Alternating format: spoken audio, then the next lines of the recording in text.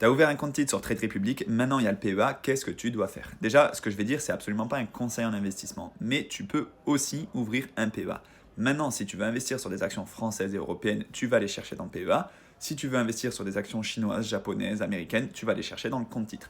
En ce qui concerne les ETF, c'est là en fait qu'il y a toute la subtilité, puisque pour le reste, tu n'as pas trop le choix.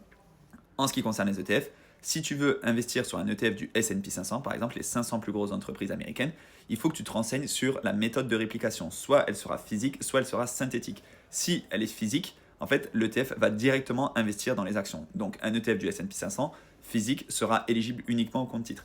Maintenant, si elle est synthétique, en fait, c'est par un système de swap qui va répliquer la performance du S&P 500, mais il va investir dans des actions européennes qui auront en fait exactement la même performance que le S&P 500, mais du coup, ce type d'ETF synthétique du S&P 500 peut être éligible au PEA. Donc tout dépend le type d'ETF sur lequel tu veux investir. En ce qui concerne les actions, comme je t'ai expliqué, il n'y a pas de question à avoir. Si c'est français ou européen, c'est compte PEA. Si c'est américain, étranger, etc., c'est compte titre. Voilà, j'espère que j'ai répondu à ta question, mais de toute manière, il faut avoir les deux enveloppes, un PEA et un compte titre, voire plusieurs comptes titres en fait si tu veux diversifier sur différentes plateformes. Après, il faudra aussi ouvrir d'autres enveloppes comme par exemple une assurance vie, etc. Mais ça, ce sera dans un second temps évidemment.